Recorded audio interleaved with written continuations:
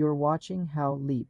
Let's send snaps without media upload on Snapchat. This means sending a text-only snap. Open Snapchat and tap the capture button to go to the camera. Instead of taking a photo, tap the texty icon at the top right. Type your message. You can customize the text color and style. Tap the send arrow. Choose your friends. This sends a text snap without any photo or video. You're watching How Leap. Let's send snaps without media upload on Snapchat. This means sending a text-only snap. Open Snapchat and tap the capture button to go to the camera. Instead of taking a photo, tap the texty icon at the top right. Type your message. You can customize the text color and style. Tap the send arrow. Choose your friends.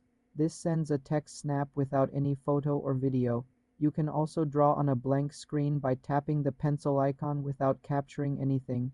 These methods avoid uploading media files. For more simple tech tutorials, subscribe to the channel.